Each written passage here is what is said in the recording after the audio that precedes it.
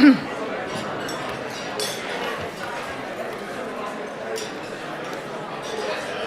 afternoon, ladies and gentlemen.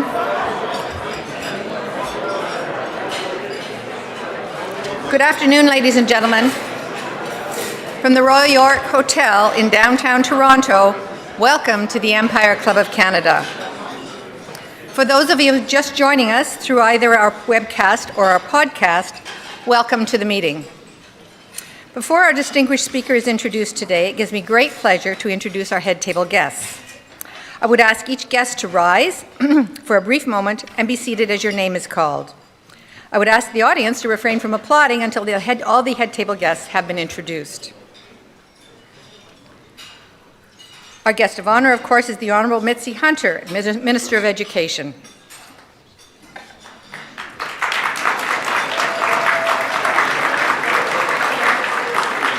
Ms. Monica Mazzantonio, Vice President, Government Affairs, Scotiabank.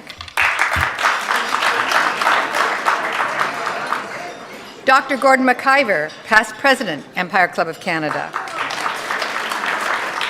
Ms. Mary DePauli, Executive Vice President and Chief Marketing Officer, RBC. Mr. Charles, am I going to get it right? Ashampong, okay, Director, Academic Partnerships, Scotiabank.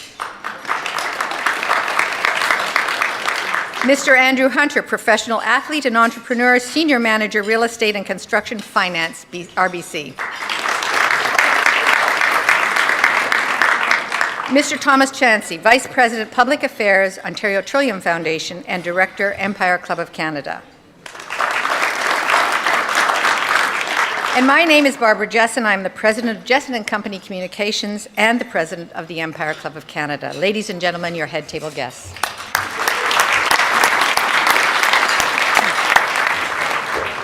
We're also pleased to welcome some students from the Minister's Advisory Student Council, WE Schools, and Tecumseh Senior Public School, and students from Trust 15, BBPA, and YouthLink.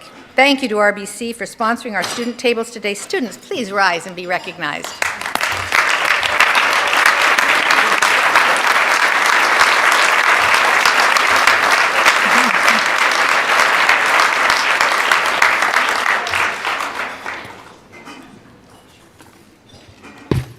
For the most part, Ontario can claim with great pride and only a tinge of bias that we have one of the greatest education systems in the world.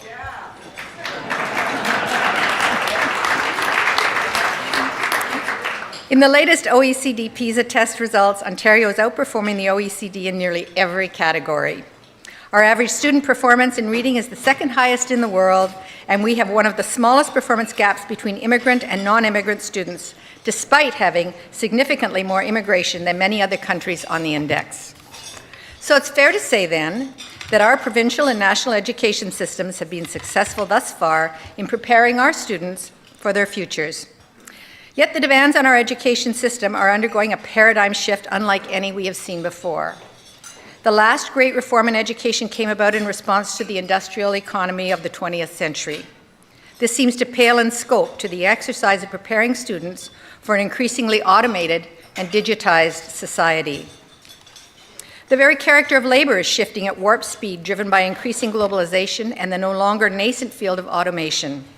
As software supplants brainpower, human jobs are reduced or elevated, depending on your perspective, to AI-driven algorithms. And the very format of learning is changing as attention spans shrink. Today, youth eyeballs tend to favor Wikipedia over textbooks. And many anticipate that education itself will of necessity have to be modular and a life process rather than the intense experience of youth. Then there is the question of online classrooms. Can they match or even exceed the learning outcomes of the personal teaching experience? Our modern education systems must address all of these challenges while at the same time reconciling the lessons learned from failures and transgressions of the past, most saliently represented by the age of the residential school. And we have to do this while maintaining the commitment to diversity, safety, and equity at school, which forms the cornerstone of our educational philosophy. It certainly won't be easy, but good education never is. A good deal of the responsibility for navigating these challenges falls to our guest today. The Honourable Mitzie Hunter is the Minister of Education and the MPP for Scarborough-Guildwood. As the former CEO of the Greater Toronto CivicAction Alliance, Ms. Hunter worked to solve some of the toughest social, economic, and environmental challenges we've faced. She was also previously the Chief Administrative Officer, CAO, of the Toronto Community Housing Corporation, Vice President with Goodwill Industries, and a Regional Director at Bell Canada. A lifelong city builder, she is passionate about unlocking the urban potential by ensuring fair and inclusive access to employment and prosperity. Part of Kathleen Wynn's team, Mitzie Hunter, has worked tirelessly to bring together people to solve problems and to create jobs and opportunity in our community. Please join me in welcoming the Honourable Mitzie Hunter to our stage.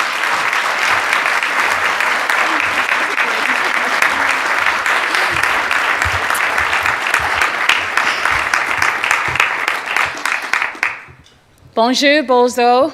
Good afternoon, everyone. It's wonderful to be here at the Empire Club of Canada. Thank you so much, Barbara, for that kind introduction. Let me begin by recognizing that Toronto is located on the traditional territories of Indigenous people. I want to show respect for their contributions and recognize the role of treaties in what is now Ontario, because hundreds of years after those treaties are signed, they are relevant to all of us today. It's really great to be here at the Empire Club of Canada. And I am so thrilled to see all of the students who have joined today, because students, really, this is about you. So welcome. J'aimerais remercier le Empire Club of Canada pour son accueil. The students who are here from my Minister's Student Advisory Council, the WE School, Trust, BBPA, SHAD, and of course, from my riding of Scarborough-Guildwood, are two students from Tecumseh Junior Public School and their teacher, Mr. Morris. Welcome to you all. I believe student voice is extremely important. I believe that students will learn inside and outside of the classroom, from experiences as well as from textbooks. Having students here today will, I am sure, contribute in many ways to their learning, and perhaps to our learning as well. It's my pleasure to join you all today and to speak with you about our vision for preparing Ontario students for the future. Looking around the room, I know that while there are many different fields and sectors and experiences here today, everyone shares a common goal: a strong economy, strong communities, and a strong Ontario. One marked by strong growth that is shared widely. As we pursue this goal, all of us need to understand the challenges that exist in our constantly changing world. Challenges that we only overcome if we equip our people, particularly our young people, with the tools and the attitude they need to succeed. That's the essential role that education plays. It is our strongest shield and our sharpest sword, our best guard against risk, our greatest hope for advancement. Providing young people with access to education is good economic policy. It is good social policy. It is, plainly said, the surest way that we can advance the public good. And for that reason, I can think of no greater responsibility that we have as a government or as a society than to provide our young people with the finest education possible. When you talk to young people, and I do that, I talk to young people and I try to listen to what they have to say. When you talk to young people about how the world is changing, or when you look into the headlines, like lifelong learning is becoming an economic imperative, or teaching 21st century skills for 21st century success requires an ecosystem approach, you can see how advancements and technologies have dramatically changed how our world is going. Even just in the past decade, think of how the smartphone, tablets, social media have transformed our daily lives, how we conduct business, share information, and connect with each other. Think of the services and the companies that were once considered mainstream or essential that are now obsolete or really on their way out. Even as our economy leads the North American economy in both jobs and growth, even as we attract talent and industry and worldwide interest from respected brands like Google and Reuters, we know that it remains an uncertain world. The pace of change is accelerating and bringing with it a number of challenges, but also many opportunities. In the last 12 months alone, there has been more data generated than in the previous 200 years. Ontario and Canada must be ready. Education is the remedy. It is the best way to unlock our future opportunities, to share them widely, and to guard against these turbulent times. What we know, without a doubt, is that a good education can prepare our students in the face of constant change and provide them with a lifetime of greater security and possibility.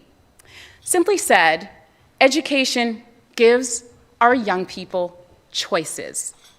It affords them options. It offers them an added measure of control over their future in a world that is in constant flux. This is our task as a government. This is what we owe our young people. And I want to assure you, it is a responsibility that we in Ontario, and I personally, as Minister of Education, take to heart. Recently, I met with a few very inspiring and entrepreneurial young people from the Toronto District School Board. They stood tall and proud when they showed me a pair of sneakers that they had designed, and they were wearing them. These students teamed up with the fashion industry professionals through a unique mentorship program at their school. They learned about design, marketing, social entrepreneurships, and these sneakers were designed, produced, and sold at an event that they planned. And in fact, you can even purchase the sneakers at a local fashion retailer in Toronto. This is the result of what happens when students have hands-on learning opportunities. They develop skills that can transfer into real-world situations and foster career aspirations. So November is Canada Career Month, a nationwide celebration of meaningful work. It is the perfect time to look at how we are preparing students at a time when we see new careers and pathways emerging, when we see technology disrupting traditional industries, and both young and older workers are having to make transitions and adapt. Ontario's publicly funded education system is playing a pivotal role in the development of a strong and prosperous future. In fact, our public education system is rated by independent observers as one of the best in the world. And I thank you, Barbara, for recognizing some of those statistics. It is a system that has been built and carefully nurtured over time, over the years, by our great educators, our administrators, and our parents and students. And I want to say thank you to them. Building on this success is key to making sure Ontario remains competitive and prosperous for the century ahead. And even more importantly, places our people at the center of that success, creating opportunities for everyone to do well and to get ahead. So let's start by recognizing that our publicly funded education system has earned Ontario a worldwide reputation for innovation, equity, and excellence. That puts us in an enviable position on building on a strong foundation. The OECD has applauded Ontario and our programs that are graduating more students. In 2016, the high school graduation rate increased to 86.5%. That's the highest it has ever been in our province's history. I want to just pause on that for just a moment. We're graduating 9 out of every 10 students who enter high school, more than any other government in Ontario's history. Something that's never been done before, something that will serve us well in the long term. And while we are proud of our results, there's more work that we need to do to serve our students even better, to put our people even further ahead and offer them an even better chance at a brighter future. Learning in the 21st century requires a greater emphasis on useful and practical learning. And we need to teach our students the transferable skills that they will need to succeed. So this brings me to the first part of our plan that I want to share with you. To have students learn skills which include things like critical thinking, communications, collaboration, creativity, entrepreneurship. Let me give you an example. And I believe that Yang Lin is here, Yang Lin Chen, who is here today. And she's a fellow in the SHAD program our government supports. And SHAD is a month-long program that includes STEM, leadership, and entrepreneurship. Yan Lin's experience included creating a startup to address the theme, reducing Canada's energy footprint. Yan Lin and her fellow students pitched their business ideas to a panel of expert judges, and it required skills in team building, business planning, product development, skills that they can use in any circumstance. These are the skills that students will need to succeed in the 21st century. And we know this intuitively. So what makes a difference these days? It is the ability of our people to be creative, to see, to communicate, and to connect where others cannot. Now, more than ever, the purpose of our education system in practical terms, not just in abstract or in an academic sense, must be to teach students how to think, to learn to learn. And we must provide them with every opportunity to become successful, productive, compassionate, and actively engaged citizens. Of course, and let me assure you, the fundamentals of reading, writing, and math remain essential to student learning. And we have committed ourselves very much to those basics. But at the same time, we have a focused plan that builds on our successes while embracing new ways of learning, so that students are prepared to seize the opportunities which lie ahead. In a world defined by new trends and new technologies, we have set the goal of broadband speeds to the global standard of 1 meg per second per student so that they can succeed in the digital world. It is a priority of our government that all students in Ontario are provided with all the tools necessary to reach their full potential. And that's why we are modernizing Ontario's curriculum from full-day kindergarten through to grade 12. We're creating spaces for teachers to pursue deeper learning in the classroom.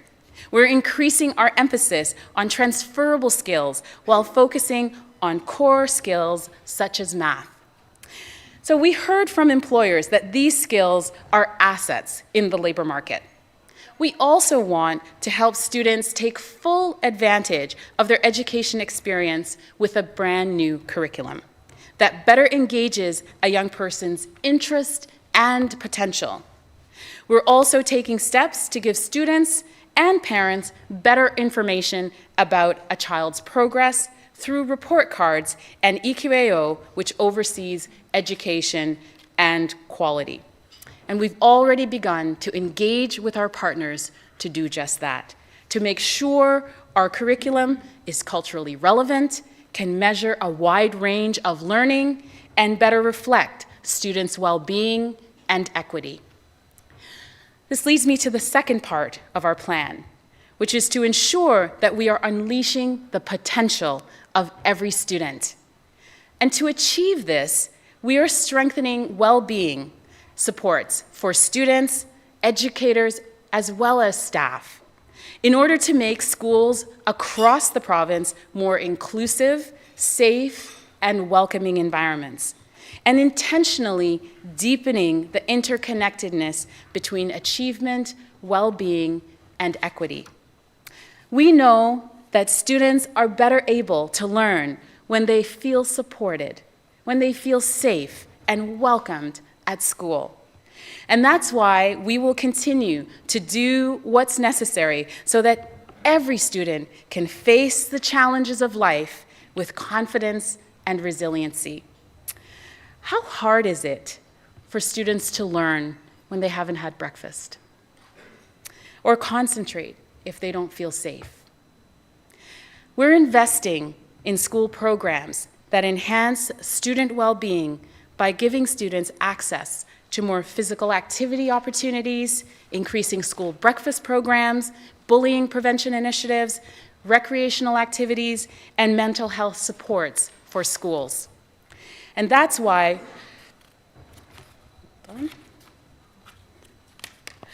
because when we talk about these times being uncertain, powered by change, and defined by incredible new technologies, we need to recognize and keep in mind that these same forces are affecting our young people.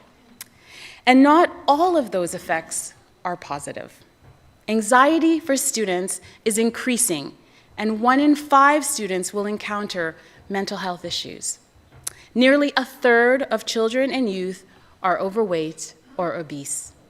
Screen time is on the rise, and students are spending more time in front of televisions and smartphones and less time in unstructured play. We need to strengthen the resources. We need to make them available to students. And that's why we created an Education Equity Action Plan with a secretariat within the Ministry of Education to remove systemic barriers to the success and well-being of all students. For example, we're taking a bold step by introducing a new approach to grade 9 to allow students more opportunities to explore pathways to work, college, apprenticeship, as well as university. We also want to make our education system fairer and more inclusive for all students.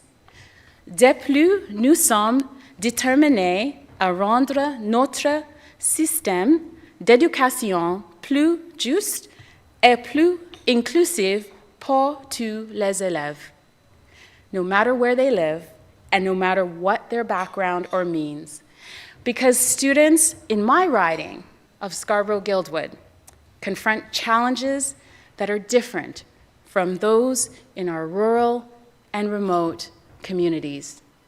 All students can achieve success in school. Tous les élèves peuvent réussir à l'école. My job as Ontario's Minister of Education is to make sure that all students have the tools and supports to reach their full potential, and encourage these young people, these young minds, to think about life beyond graduation, whether it means attending a post-secondary institution or pursuing skilled training.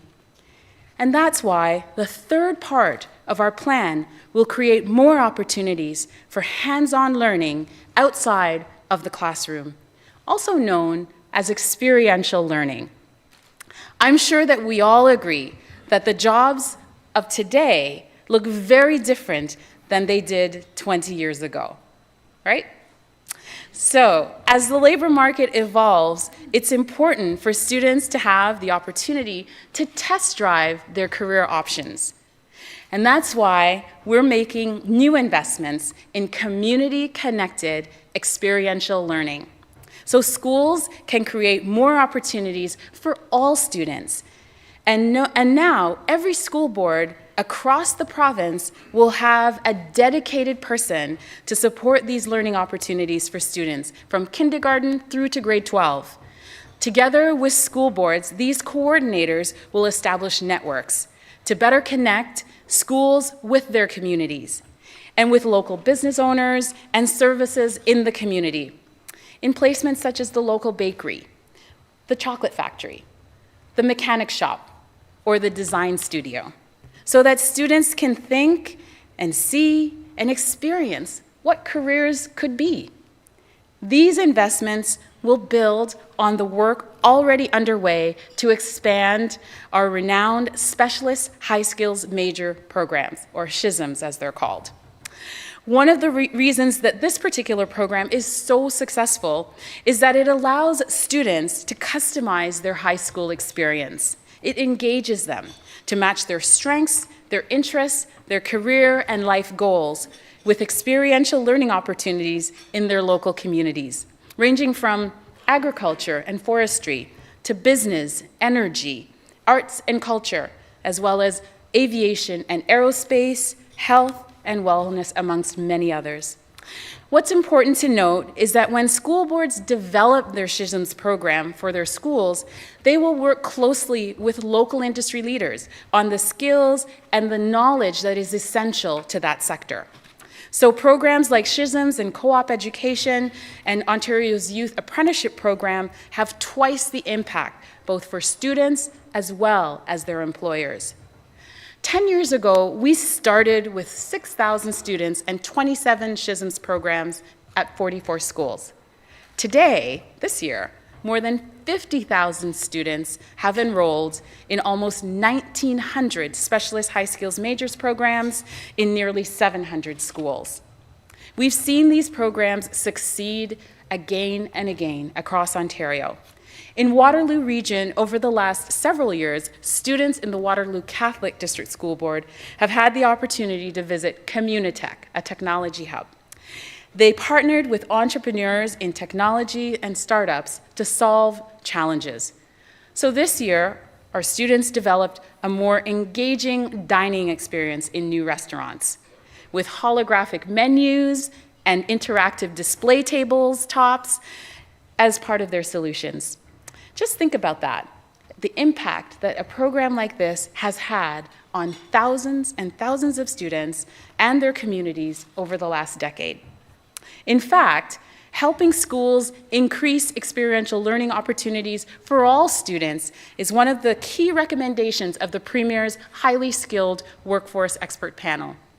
In response to this, we launched a series of 29 career studies pilots earlier this year, and have now expanded those pilots even further across Ontario to 90 schools. And the research that we generated from those projects include learning opportunities related to education and career life planning, entrepreneurship, digital literacy, financial literacy, and if I can add, financial literacy amongst students remains a key priority for our government. In fact, thank you.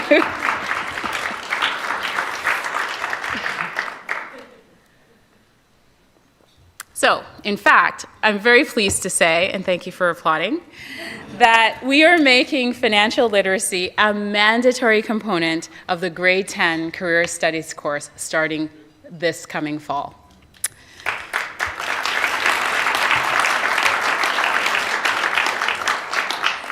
We know that students want and need to know how to manage money, because when they go to post-secondary education, they need to know how to do a budget and how to manage credit and or their student loans. These are just the basic that they need to know. And programs like the new OSAP that offers free tuition are helping more than 250,000 students access post-secondary education this year.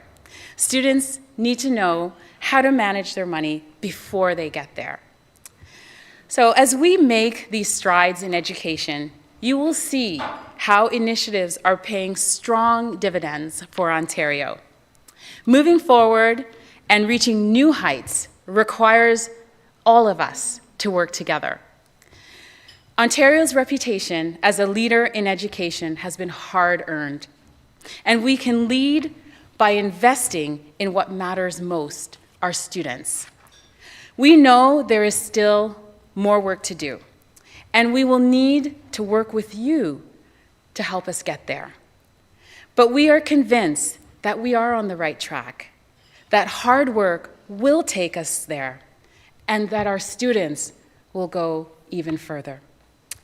And on a personal note, nothing is more important to me, and I mean that literally.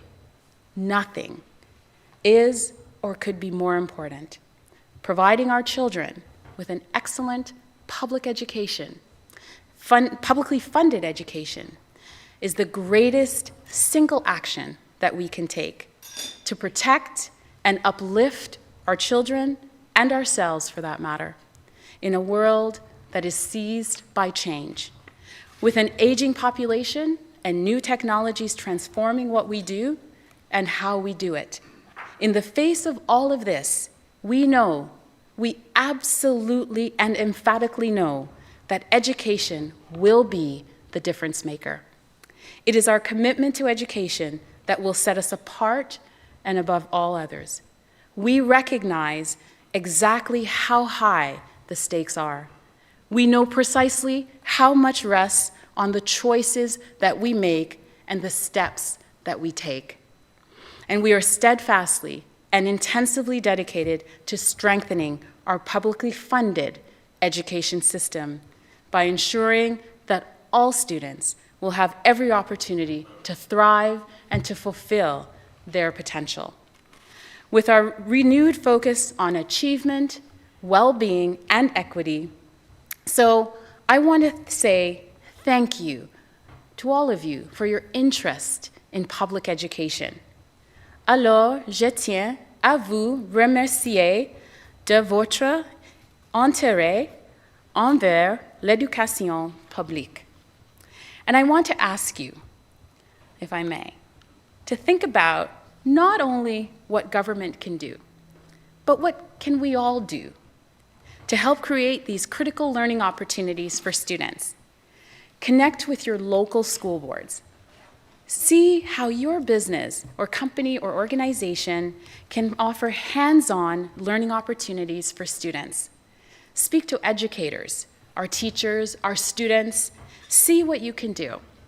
What opportunities can you unlock? What possibilities can you inspire? And help us to make education something that is living, that is real, and that makes a tangible difference in young people's lives. I want to say thank you to the Empire Club for having me here. Thank you to all the educators who are in the room today for the work that you do on behalf of our students each and every day. And thank you, everyone, for your commitment to public education in Ontario. Thank you, merci, and miigwech.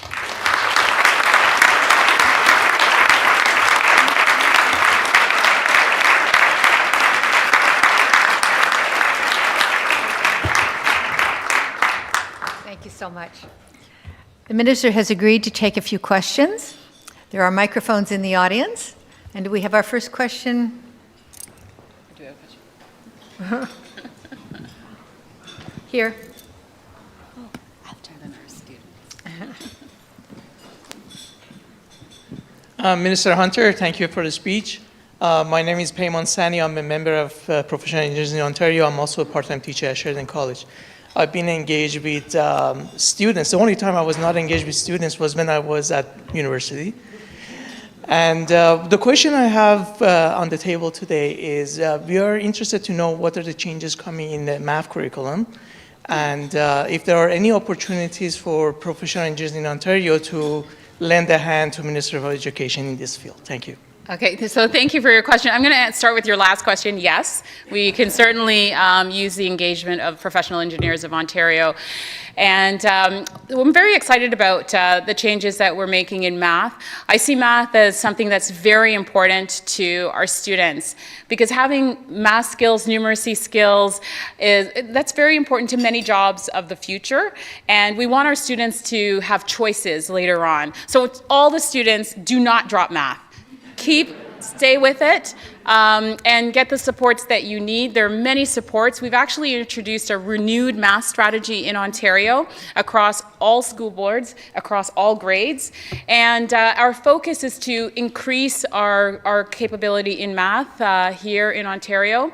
We're providing supports to teachers as well as part of that new renewed math strategy, supports to students, and even the engagement of parents. Because sometimes even the public dialogue around math tends to be like, oh, you know, I didn't do well in math. And we want to reduce that fear of numbers for students. So we have a number of resources that are designed to support parents, students, and their families. And we have a relentless commitment to math. We want to see Ontario's students continue to do well. We still are holding our own on international standards, but there's much more we can do in that area, and I thank you for the support you're offering. Question at the back. Thank you, Minister Hunter, for having MSAC students here today. My name is Brianna Dudemain, and I just had a question around student involvement in their education. So what are examples of ways that our Ontario education system is changing so that as students become more innovative, they have opportunities to be innovative within their education and shape their learning so that they can reach their full potential and feel included in their education? Thank you, Rihanna. You know, this is why I have a Minister's Student Advisory Council. So I get to hear directly from students across all 72 school boards, both English and French, in terms of how we can make improvements to our education system. Student voice is very important to me. It's, in fact, with the financial literacy that we're making a mandatory part of our curriculum, we know that we're already doing well in financial literacy. It's being delivered from grades 4 to grades 12, but we can do better, and we can make a dedicated mandatory module as part of our curriculum, so every student going through our system will have that great opportunity. So I would say, in terms of your voice as students and as young people, one of the things that I say to students is that you are leaders now. Yes, you're going to be leaders in the future, but you're leaders now. You're leaders right now. And bringing your voice forward really matters in helping to shape your education. I visit a school each week. I try to do that. That's my goal as Minister of Education. And I see what's happening out there in our schools and the involvement that is happening in all schools. I was in Ottawa at De La Salle, and they introduced me to a gender-neutral washroom. This was a concept that came forward because of student voice and because of they wanted to have a greater sense of inclusion and belonging in their school. So they actually changed the physical structure of their school to make sure that students felt that they belonged. And those educators gave students that space to make that decision and to carry it out. So I would encourage students to make their voices heard, and I know that educators are receptive to hearing that. And there's a lot of variation in learning in our classrooms and in our schools and within our boards. It's never a one-size-fits-all, and it's important that students are at the table, which is also why we have student trustees as well at the governance and leadership level in our system of education. So thank you so much, Rianne, for your question. One more. Bonjour, Madame la Ministre. Carole Beaulieu, and I'm here with my colleagues from the TFO board. And I also work in an art and design university. So I'm very excited about the experiential component of your speech today.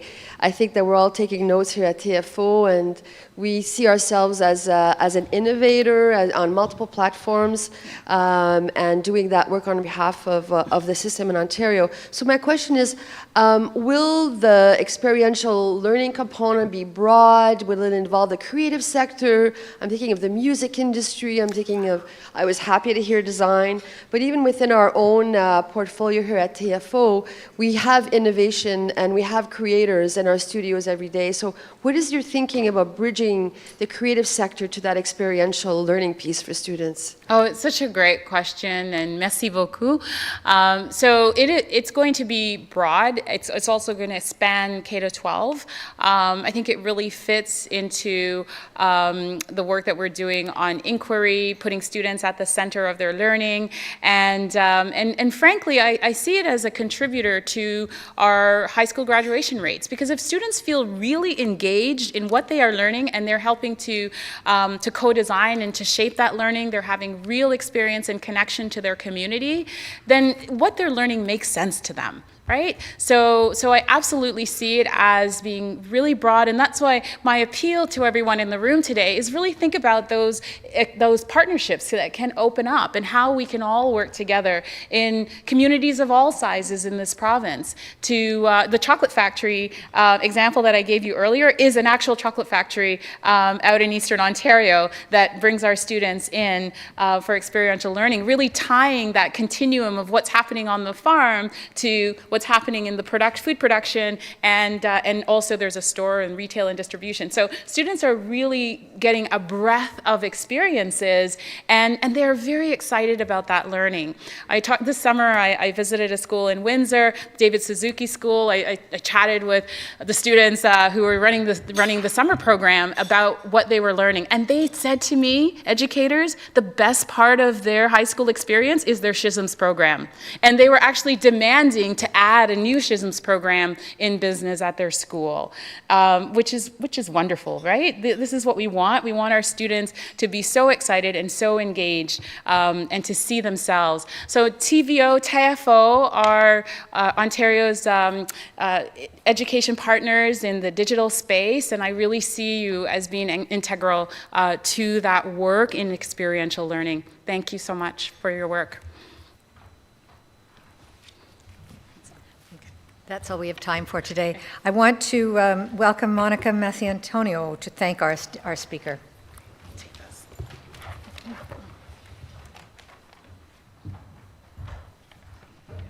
Good afternoon, everyone. Thank you all for being here, and I especially want to thank the Minister.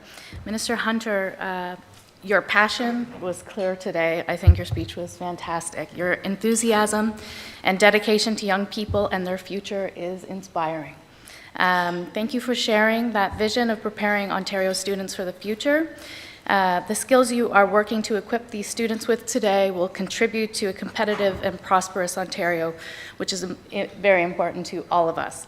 Scotiabank, as you heard, was especially happy to hear how you have incorporated financial literacy into school curriculum. I hope that all the other provinces follow suit. That is a wonderful initiative. I hope you all continue this conversation past this lunch. I think it's vital to our country's future. And again, thank you, Minister, and thank you all for being here. Thank you.